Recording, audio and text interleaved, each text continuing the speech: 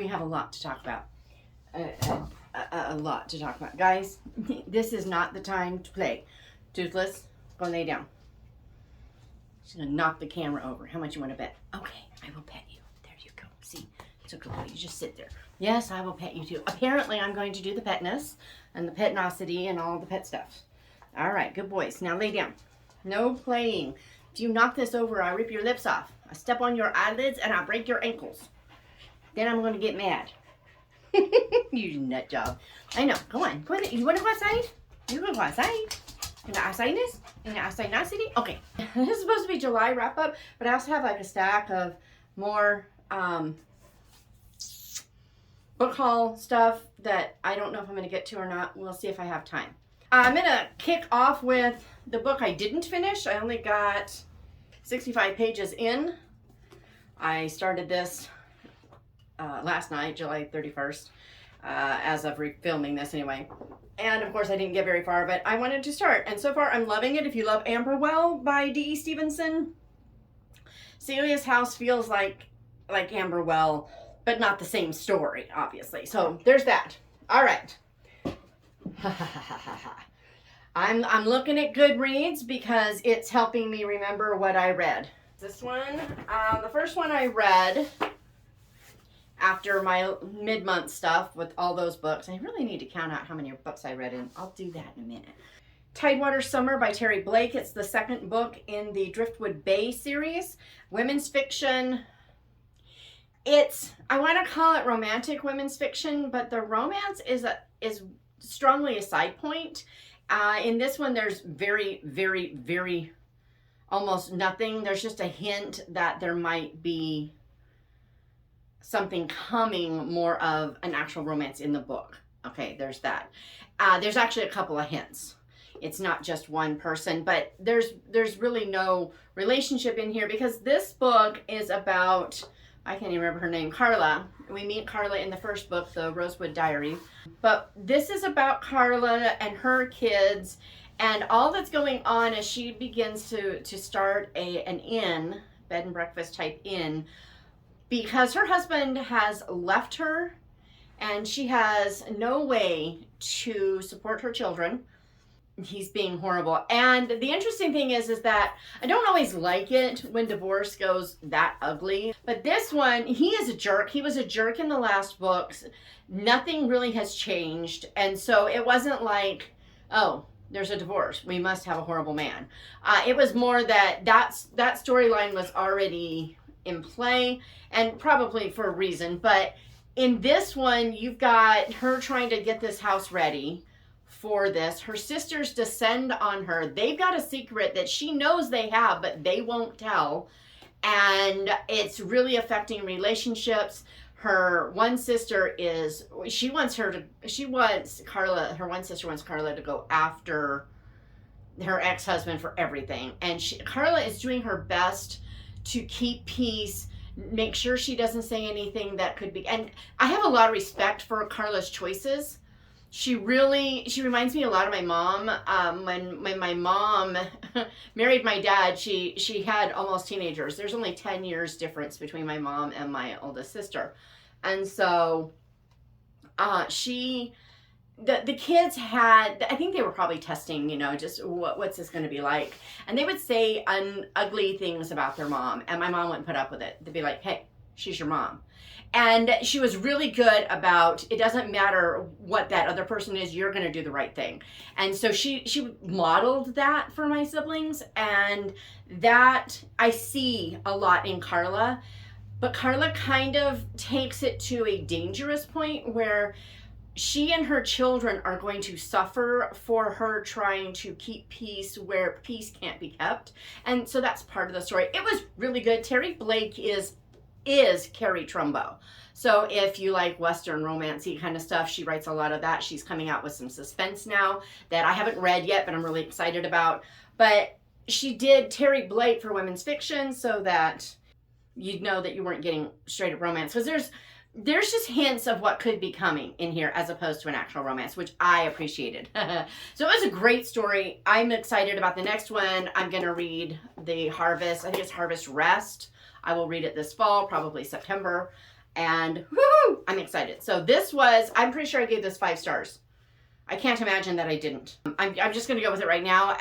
With the time and the distance, I'm saying this is totally 5 stars. Which brings me to something I noticed yesterday. So Chantal Reads All Day just did her review of some of the books she read. And one of the books she read is the book that I read in January, Cornwall Castaway.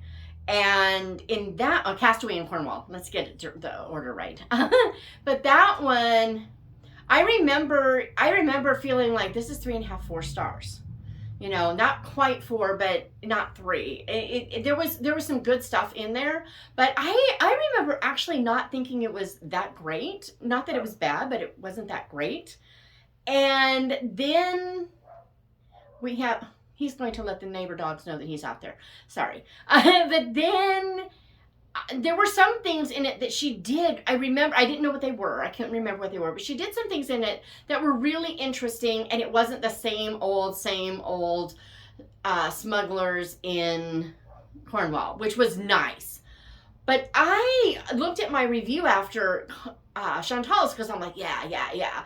And my review makes the book sound way better than I remember it. So I don't know if my opinions have changed on it with some distance, or if I've just forgotten the good stuff in there and only remembered the stuff I thought was just kind of meh. I mean, I didn't dislike the book, but it felt rather generic. And in retrospect, and yet I think I was so focused on what I did like that I wasn't paying attention to the whole book. And that brings me to something, because sometimes I do the reverse. I reread a book, or I think about a book later, and I raise the star because, you know, I was in a critical moment. I think I did that with like the other Bennett sister. I think I gave it 4 stars and I've bumped it up since then. There's been some that I do that. So I think it's really fascinating how, and I think that's why we reread. Those of us who reread, it's part of it. You know, we get different nuances, and we have, you know, we're at a different place in our life. And so for what it's worth, you know, just because I say I love something here or I dislike something here doesn't mean that I always will. I'm just putting that out there. Let's see if Toothless wants back in, because Toothless. So we have Thirsty Dogs. Next was an audio. Hello. Wait, I don't understand. I just don't understand. I know. I can do that too. Okay, so the next one I read was audio. Jessica Ellicott, Murder Comes to Call. In this one, I think it was my first 5 star, I think, for the Edwina and Beryl mysteries. Really, I'm really starting to really love them. This one made me a little nervous because it felt like it was kind of pushing Edwina into somebody more acceptable in modern terms. You know, she's kind of getting a modern mindset in some ways, and it felt like it might be pushing it too far. And since then I've read more. It's not completely anyway, so that's kind of nice. But in this one, the magistrate's murdered. On top of that, census forms go missing, and there's all the mystery around that. There were tiny little clues leading up the whole time to who did what, and I missed some of them. Which is nice. There were reasons to believe it was this person, and there were reasons, and it was all very solid. I really loved this one, and it made me a lot eager to read the next one, but I was nervous. I will say, in this series, I don't know if I've mentioned it before, it's rare that there's a word that I don't appreciate. However, Beryl if Beryl had been interested in that scene, she would definitely have been a flapper, of a true flapper, in that, you know, there weren't actually very many flappers. There's just a little side note. The flappers, they were the very wealthy, and they were very limited in number. Even the wannabes weren't anything like an actual flapper. So just putting that out there. But Beryl, I don't want to call them libertines because that's a bit much. Beryl has her standards. But her standards aren't necessarily biblical standards, and she doesn't pretend that they are. But so Beryl does things that I would never approve of, but they're never on the page. They're more referenced, and it's it's just, I have a feeling it's to remind you, even when they come up, is to remind you of how very different she and Edwina are, and why they both have things to offer. Because if Beryl wasn't who she was, if Beryl was like Edwina, there are things that would get past them as investigators that it wouldn't work. And so she kind of needs to be that way. But picture, if you've seen the Miss Fisher mysteries, Beryl's more like Miss Fisher than, say, Jane Marple. And yet we don't get it on the page, for which I am grateful. So the things get mentioned that I'm like, but whatever. So Murder Comes to Call, 5 stars, loved it. And so far I'm still reading the series, still loving the series. Okay, after that I read 26 Below by Kimberly Woodhouse. Oh boy. Oh boy. Okay, so you know you're in a kind of a suspenseful movie, and there are the jump scenes, and you know they're coming, and yet they get you anyway. I think this is the first time, but I had a jump scene moment. So the entire thing is, the premise of this book is that this woman is telling everyone, and I'm not going to tell you why or how or anything. This woman is telling everyone that when it hits 26 below, people are going to die. And nobody knows why she keeps saying that. She keeps appearing and saying this and begging for people to do something about it. And then she disappears and they don't know who she is or whatever. But at the same time, they're setting up a force, kind of a task force there in Fairbanks, Alaska, to deal with the emergencies and stuff. And so I can't remember her name. Darcy is there to do this, and she's going to be in charge. And so she has a team and all this stuff. Well, it's counting down, and this woman is getting more and more urgent, and when it gets really close to the thing, they actually know a little bit more of what could be happening. Now you want outside again? Yes, no, yes, no. I don't understand. What is the understandness?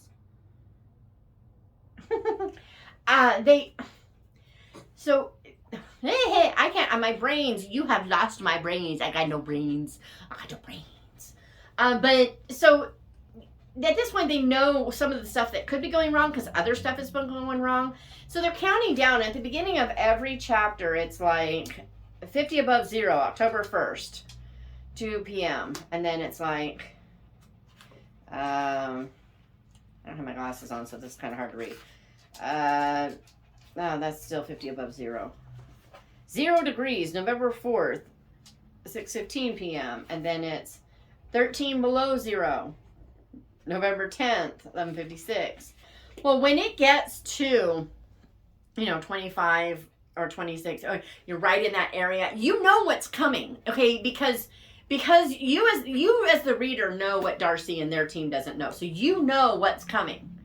And when it happens, it's the first time that I can recall that I ever felt like a jump scene. I knew it was coming. I knew what was going to happen, and it still startled me. I was like, whoa. So I'm just saying, I loved this book. It was so much fun. So I'm not a big fan of kind of rushed romance or instant romance. The romance is really light in here, which I appreciated. All of a sudden, something in my eye. Ay, ay, ay, ay, ay.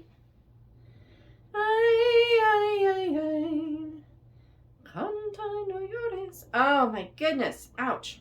I don't know, guys. I don't know. I got something in my eye and I can't get it out. Hopefully I can keep this going. Whew.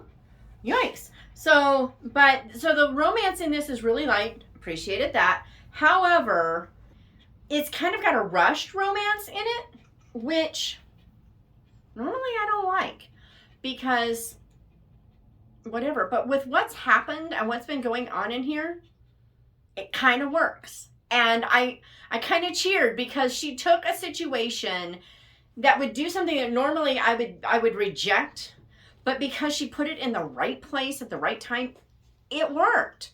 And so that was kind of cool. I mean, when I say rushed romance, it's a rushed from being a thing to more, but there's still months of knowing each other and getting to know each other and everything. So it's not like it's one of those super rush things. Like my parents, they met and married in 6 weeks. You know, and 50 some odd years later, they'd be married if Dad were still here. So, you know, there's that. But yeah, really, really good. Really, really loved it. Gave it 5 stars all the way. All the way 5 stars. I'm so looking forward to, I think there's 2 more. There's a 1 on it, but I'm pretty sure there's 2 more. 26 Below, and the next one is 8 something. Wonder if it'll tell me. Sneak peek of 8 Down. Yeah. 26 Below, and then the next one is 8 Down. So the next book I read, audiobook, was Murder in an English Glade by Jessica Ellicott, another Beryl Edwina mystery. And in this one, her friend Charles, Edwina's friend Charles, is like a watercolorist. So he goes to this artist colony.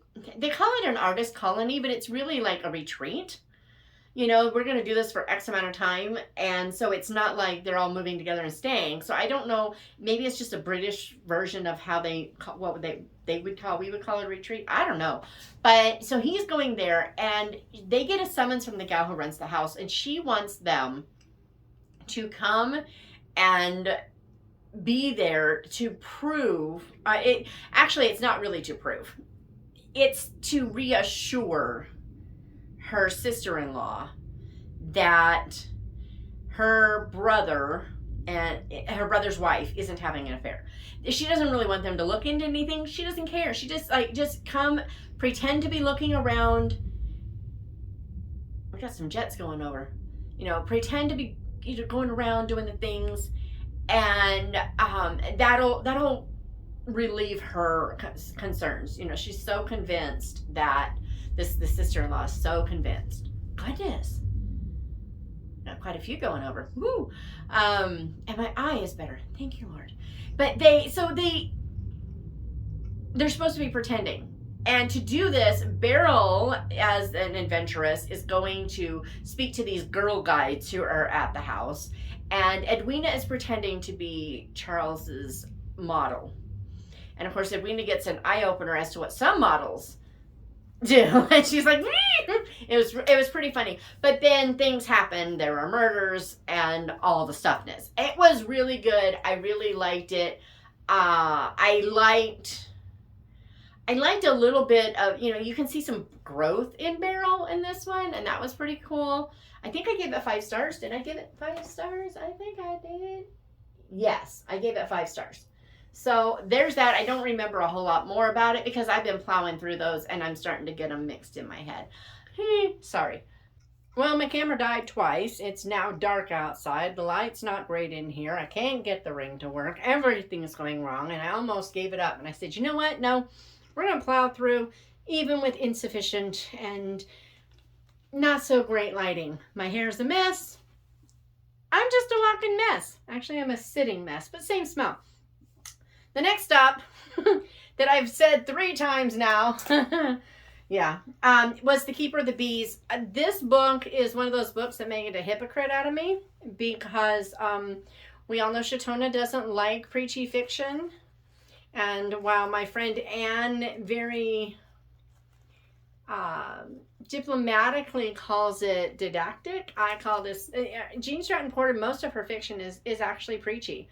She has a narrative that she wants not just to inform you of, but to convince you of, to, you know, produce a sort of repentance in you, change from your one way of thought to one that she considers superior. And it's never burdensome or anything. You know, she's just, her idea is something that she wants to put forth, and she uses her books to do it, and she does it in a way that doesn't feel preachy, even though technically it is.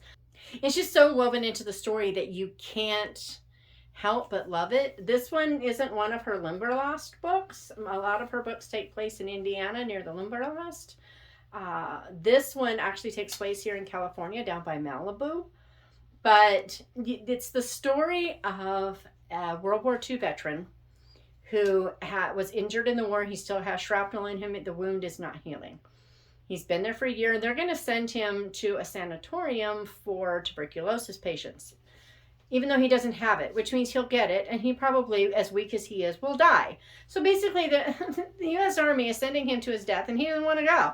So he takes off. He's not doing well, and he meets a beekeeper, and there's a lot of story that goes on with this beekeeper and the influence this man has, and the people that Jamie, the character, meets, and the things that he does, and who he is, and the choices he makes. There are very similar notes to The Harvester in this one. If you've read The Harvester and if you liked it, you should love this one, because it's not the same story. But if Jean Stratton Porter had tried to develop a formula, those two books would imply that this is where she was going to make her formula. I haven't noticed as much in The Girl of the Limberlost or in Freckles. Laddie, definitely not her father's daughter. That's the one I wouldn't recommend.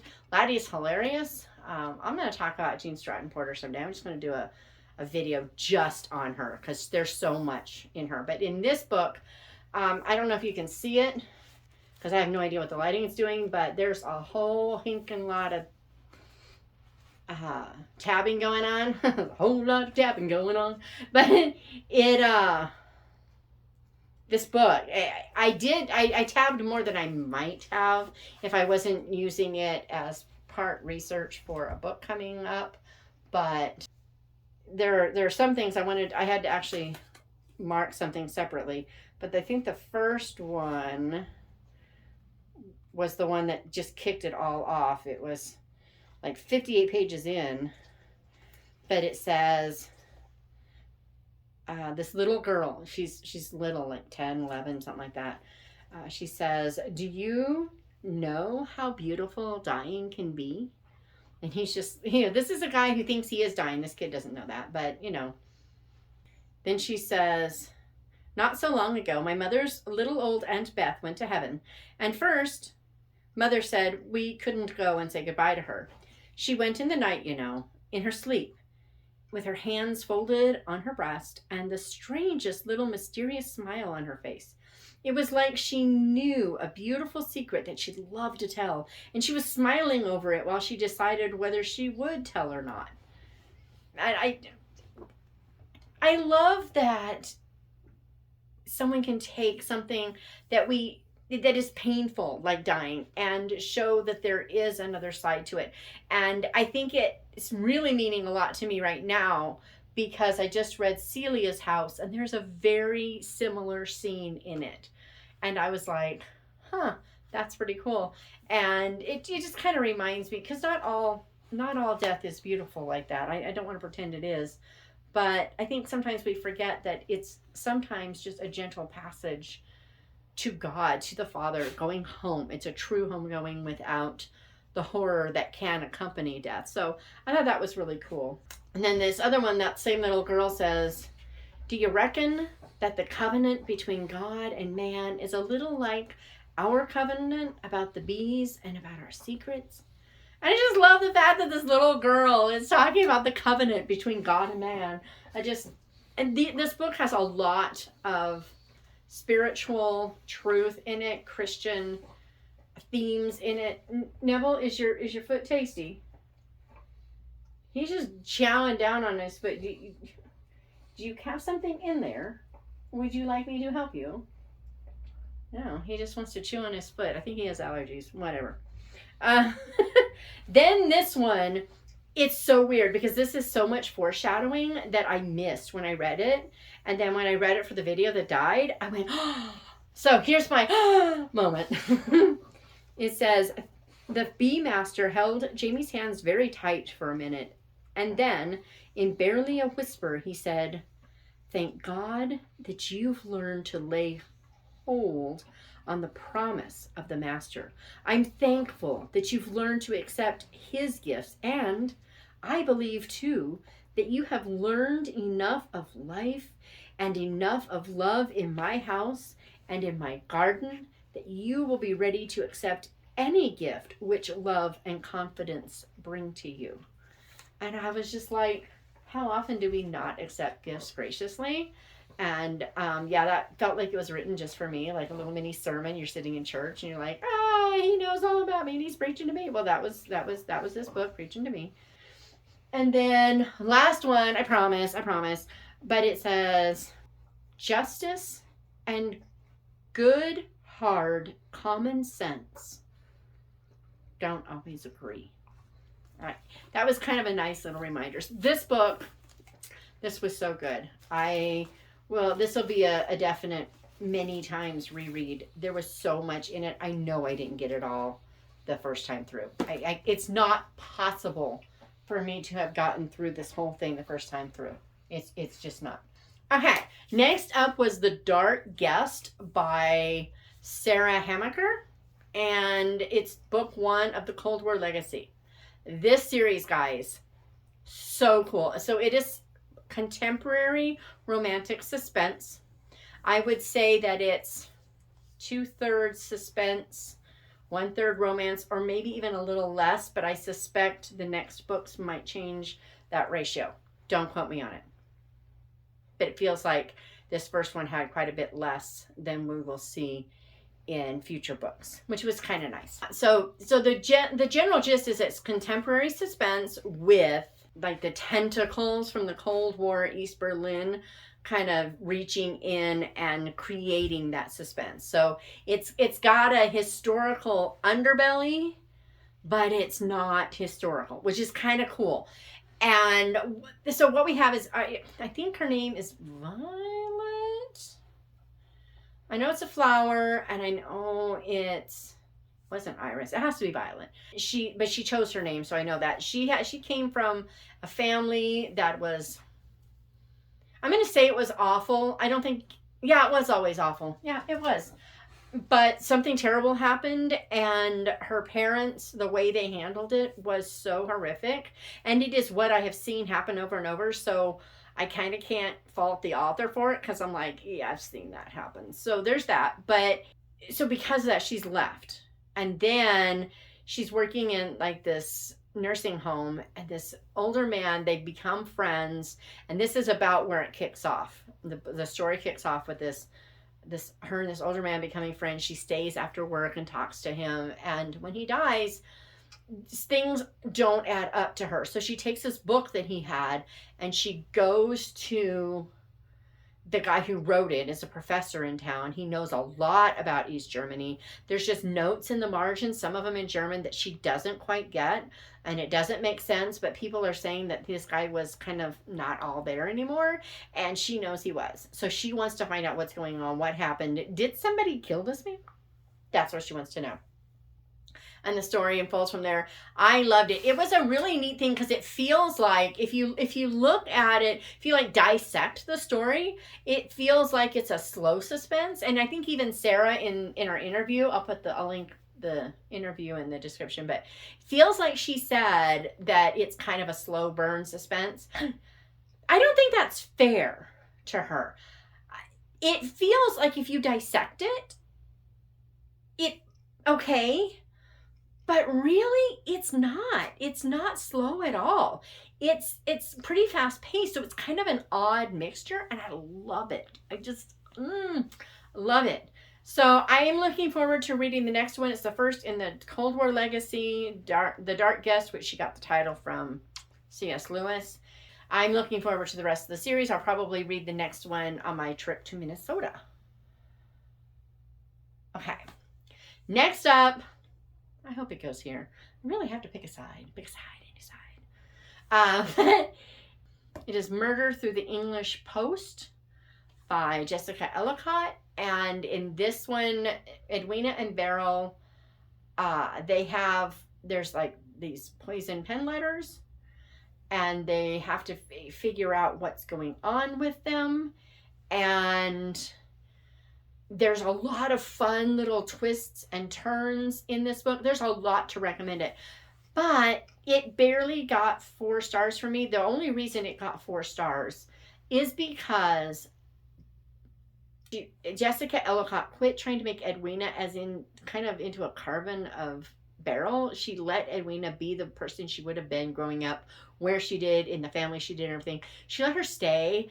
so far, and that I was so glad to see it. I'm one of the few people are complaining in the reviews about it, but I'm like, yes, because this is realistic, and we don't have Edwina's perspective. We don't get Edwina understands English life. She understands the English class system. She understands a lot of things that Beryl, as an American with a different mindset, doesn't get. We need both of them. If we don't have both of them, and if they both become something else, we lose something. And I think this one gave me the hope that that's not going to change. But there was a problem. There were a couple problems in this one.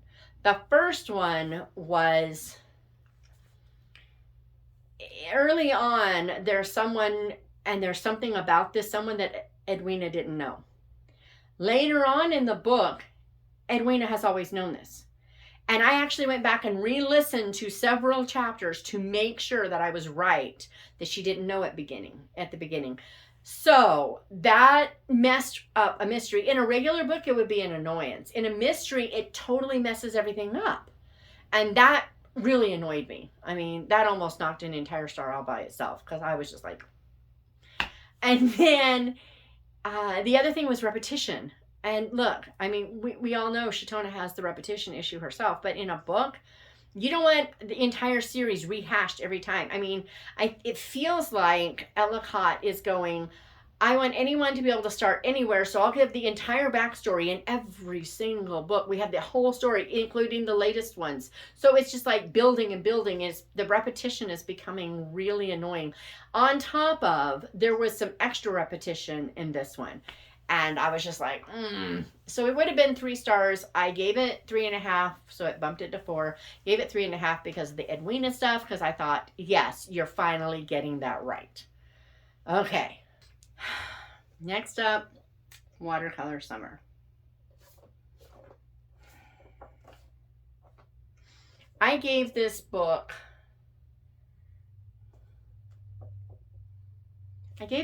4 stars.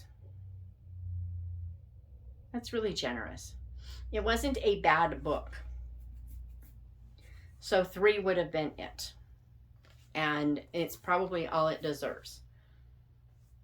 It's your typical, she's about 14-ish, and it's 1969, so I only read it because it had the moon landing mentioned, and I was looking for something to do that. But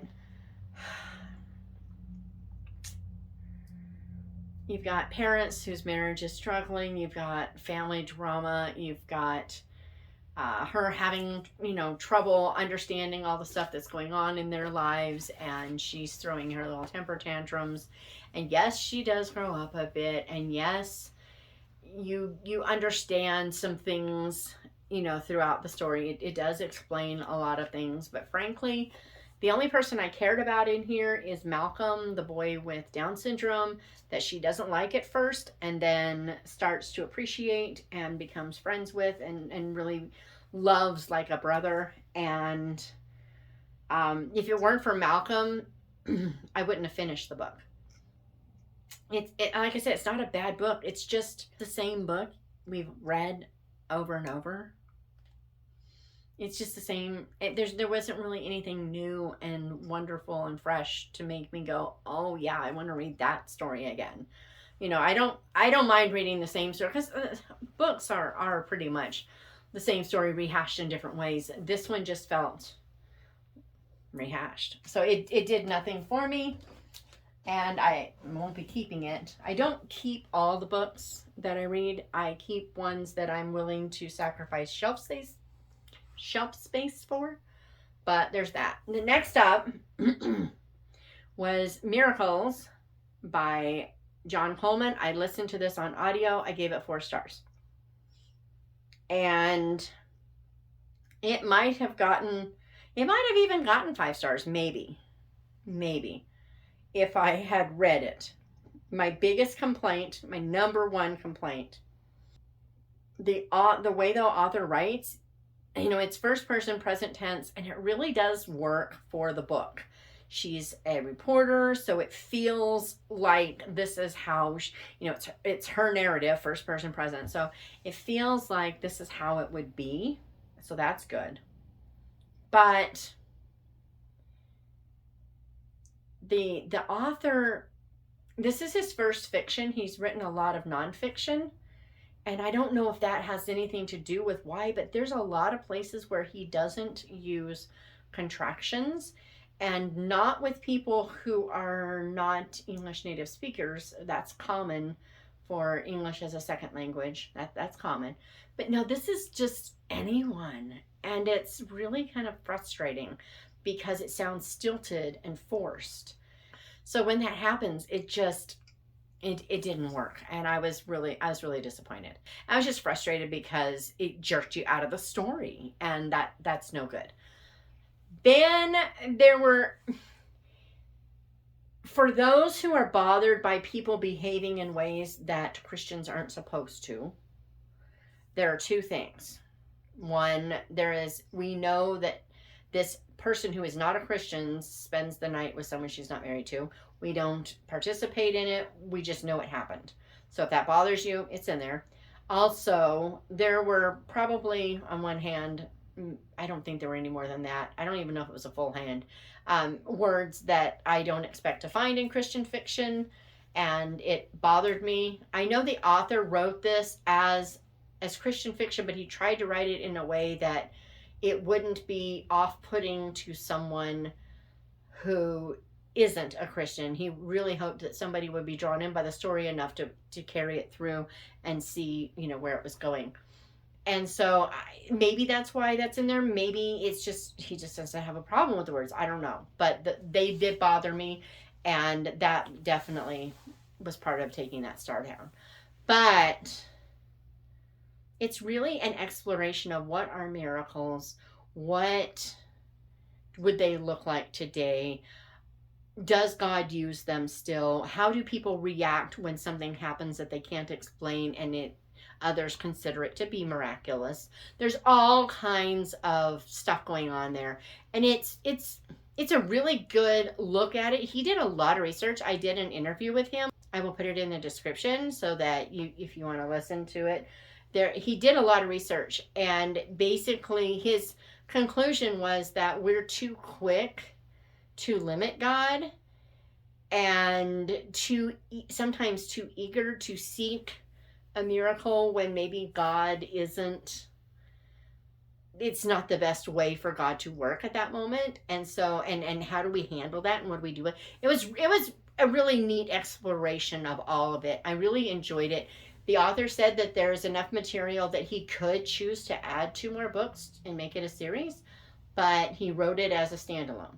And it does end well. There's very little, there's really no romance in it.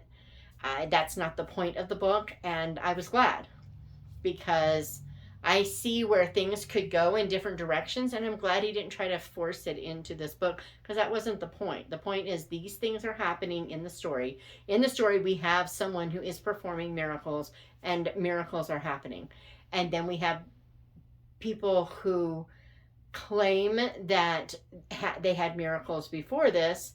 Some of those are saying they were real, others are saying that they were fake, and there's just a lot of give and take, and a lot of animosity and anger with everybody, with everything that's going on. It was really good. He pulled in some biblical miracles and showed them in a current day setting. That was kind of interesting because it gave it context and kind of prepared us for the main guy performing these miracles, Hyro. He's I'm going to call him a type of Christ, in that he has the same humility he had, and he's given that humility by God. It's clear that this is what this is supposed to be, but God is actually speaking to this guy. So this is where it all breaks down for me, because as soon as someone says that God said something, spoke to him, then whatever God said is scripture. And then what do we do with this? And so I have to suspend the whole disbelief thing and go, yeah, this is just a story to illustrate a point, not scripture, and this really happened kind of thing. So it's really kind of hard for me, but I liked the story, and I liked what it made me think of, because I always have a hard time saying God did this or that if he didn't say he did that thing, even though it's clear that I watched a car coming at our car, spinning through the air, and then it was coming right at us, and then it didn't. And I don't want to say God did that, because God didn't say he did that. But on the other hand, how else did this happen? I don't know. So it's really hard, because again, I don't like to put words in God's mouth, but on the other hand, I want to give him credit when he has done something. So it was a helpful thing to just kind of explore through story. So there was that. Then my daughter came to visit, and she has been reading, where to go? Go. See, I've already done all this. And so it's like everywhere. She's been reading A Good Girl's Guide to Murder. I keep wanting to say A Girl's Good Guide to Murder. Good Girl's Guide to Murder by Holly Jackson. Up front, there are, I'm going to say, at least PG-13 things in here. Language, it's not full of it, but it is scattered throughout here and there, and a lot of it is gratuitous, but it's not chock full of it in any way. So I don't feel like it was, it didn't pile on top of itself until it became too much, like that one book that I talked about once. This one, it just, like, out of the blue, you get this word and you're like, why? Whatever. But then you also have kids doing really stupid things, mostly referencing, but the main gal, Pip, she actually does attend a party that has drinking and probably drugs and stuff going on. She's doing it for research. She's not there to participate herself, but these things happen. She finds out a lot about that, because the story basically goes, this is a high schooler with her capstone project, and her idea is she wants to prove that this one guy in town didn't kill somebody. She doesn't think he did it, and she wants to prove it, and that's what she wants her project to be. Well, so she starts doing all these interviews. She starts doing this big investigation, huge investigation. And not too far into it, she starts getting, somebody's trying to make it very clear, stop now, which tells her that this guy is innocent. However, enough stuff comes to light that also makes him look guilty, so everything gets turned upside down. It's an onion. You're just peeling off layers of the truth until you finally get to that right page, and you see everything. And near the end, you're able to see things and pull them out and figure it out. But this one took the longest of many of books. There haven't been very many books that it took longer for me to figure it out than this one. This one, I had my suspicions, but I had zero proof for them. I thought it was all in my head. And then something happened and I went, maybe I'm right, But until that maybe I'm right moment, it was just like, well, it could be so-and-so. That kind of feels right. But there's nothing to back it up. So it took a long time for anything to back up any suspicions. And it was a lot of fun. I'm going to read the next one.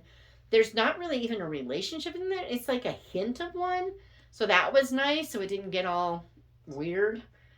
She has solid parents in here, which is kind of nice. The main character actually likes her little brother, actually likes her parents, and her parents, she's responsible, and her parents trust her, and actually try to convince her not to spend quite so much time doing all that work, And so it's just it's kind of neat to see a functional family.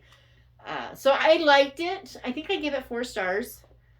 I think that's pretty fair for, because I go into books, they're all 5 stars until you give me a reason not to. Didn't appreciate the language, so that brought it down.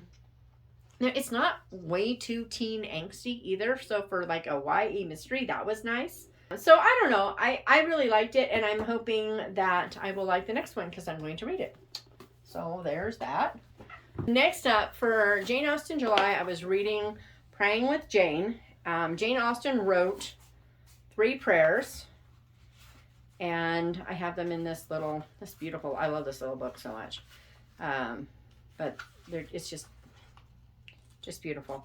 But so she wrote 3 prayers, and what Rachel Dodge did with those prayers is, she gives us in thirds. We get one prayer and then, for 10 days, another prayer for 10 days, etc. But then she breaks those prayers down into concepts, biblical concepts. And she shows where Jane Austen pulls from scripture to write this prayer and uses the Book of Common Prayer's structure to her prayers. And then she pulls it in for today and shows us how we can not just pray the prayer that she wrote, but also rephrase it into something that suits us and is ours as well. So she's like encouraging you to grow through and from this prayer using scripture. And so it was really good. Next year I'm going to go through this with the Jane Austen journal I built, and I'm gonna take notes as I go and everything, because this was really helpful. It was really encouraging to me all month. I didn't know how much I needed something like this right now. I've always kind of had a problem with canned prayers, like pre-written prayers, because it felt, I don't know, it just feels like, they're canned. There's nothing to it. But I am learning to really appreciate having someone who has taken scripture and taken the word and said, okay, this is what we're praying for, especially for those times when you don't have the words. And I know the Holy Spirit will take the words, but sometimes you need to get stuff out. And once you start praying, the rest kind of flows. So, I'm kind of learning to like prayer that has been written out and that I can absorb as my own. It's kind of cool. So that was one. Definitely gave it 5 stars. July is my birthday month. There's a very good chance I'll go through this every July. Just see what new things I learn. Then I read my last Jane Austen inspired anything. I read North by Northanger. I even have a couple of quotes marked. It's a mystery series, the Mr. and Mrs. Darcy mysteries. I think I gave it 4 stars. I liked the story. I think there's enough background in here that if you haven't read like Northanger Abbey or Pride and Prejudice, you wouldn't be lost.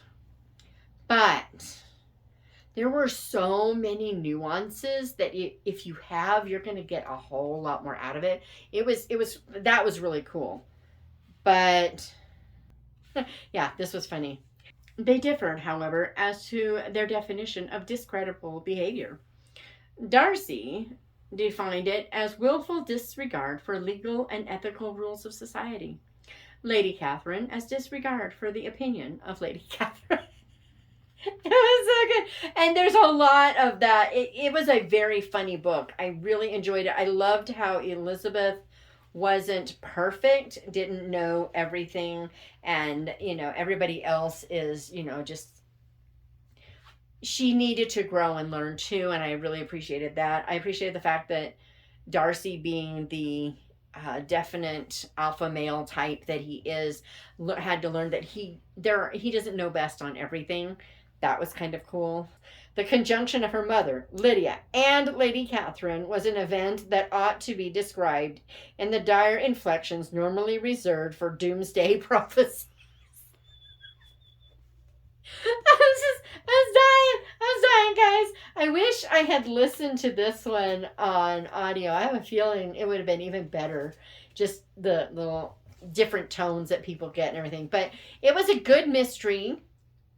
It was one of those ones where you're going along with the characters. You can't figure it out because there aren't clues set up for you.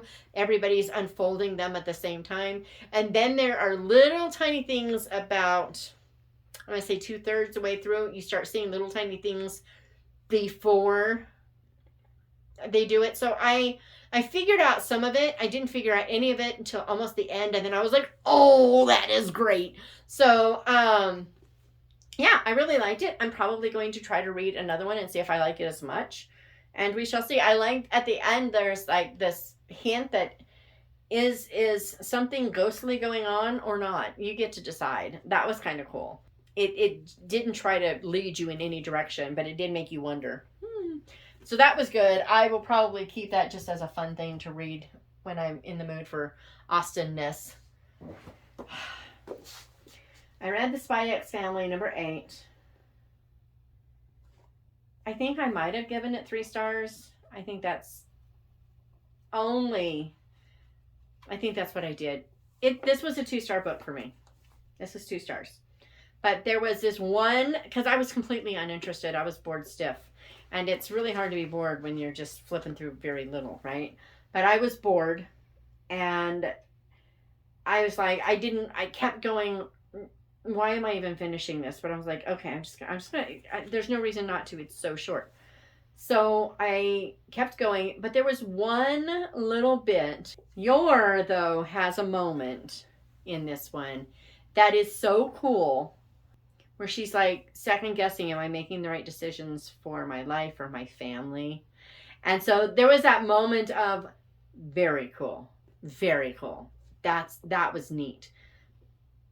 But it was like, I don't know, 2-3 pages, and then I'm done. And I was just like, so I'm done with the series. I'm really glad I read the series. Very glad I read this series.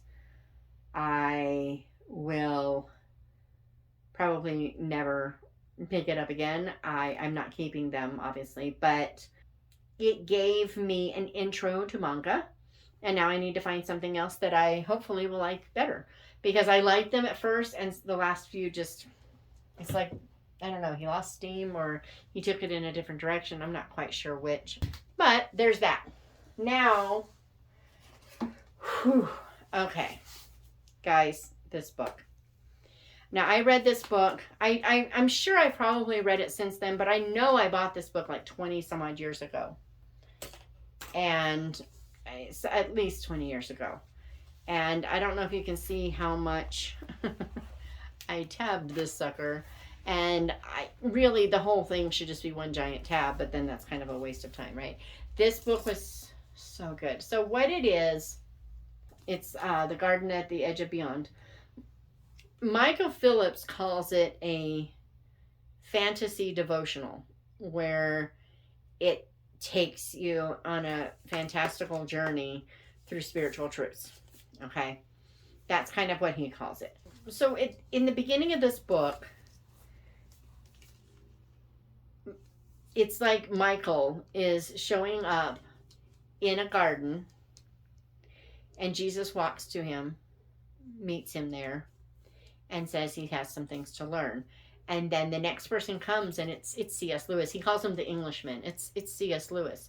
And Lewis is there to teach him some things. And then George MacDonald shows up. And those are 2 people that heavily influenced Michael Phillips' writing. And so George MacDonald shows up, and he teaches some things. And then they talk about the Baron from the Secret of the Rose series, as if the Baron is real and alive.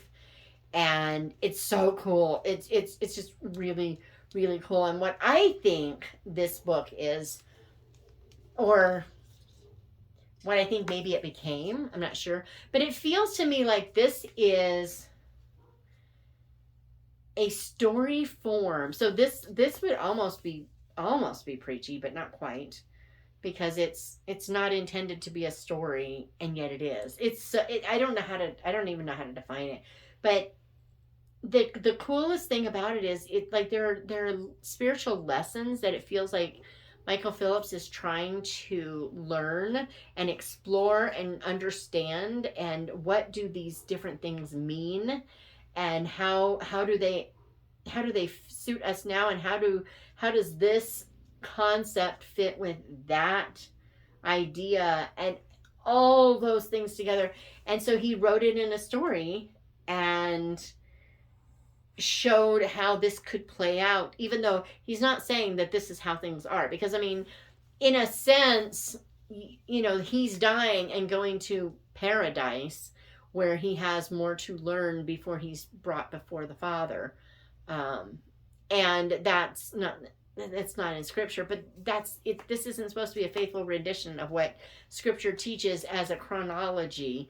This is supposed to be an exploration of what these things mean through this world that he has created. And so it was beautiful. It was wonderful.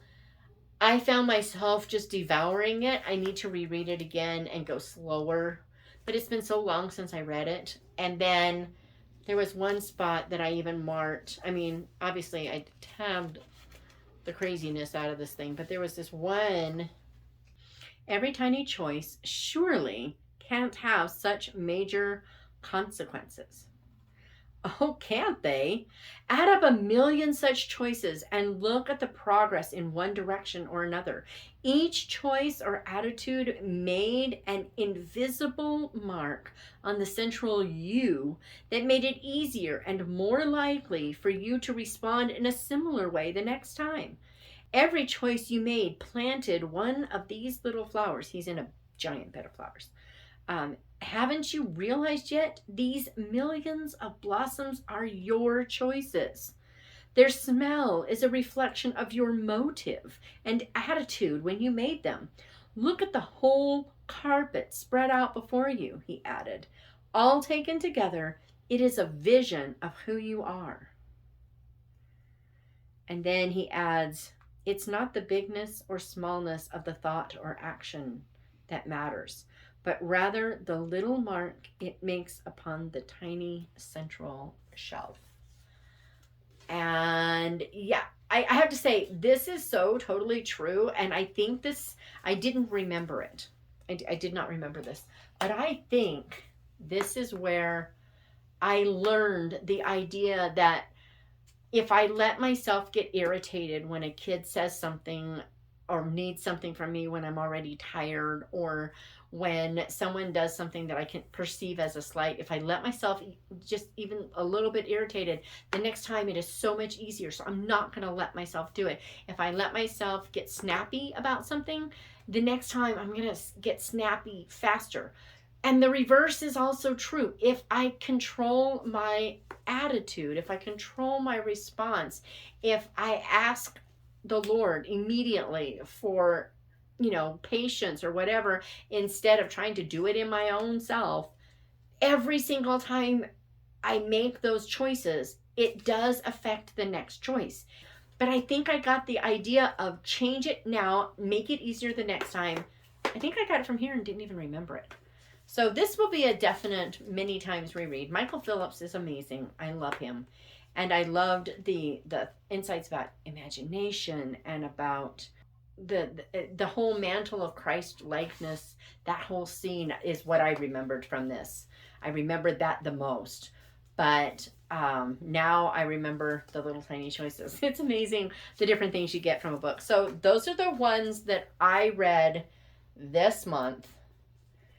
Let's add up how many total, because the others are in that other book. So let's go. So I read 23 books in July, and that's not too shabby. There were 1, 2, 3, 4. There were 5 that I didn't get to that I had picked out. I started 1, but there were 4 that I read here that weren't on that list, plus, the audiobooks, but, the ones I was continuing, those were kind of just in the air. I didn't know how many I'd get to. So, for what it's worth, there I read 23 books and only missed 5, but 4. So I only missed 1 book, I think. No, 2. I'm seeing another one. I missed it.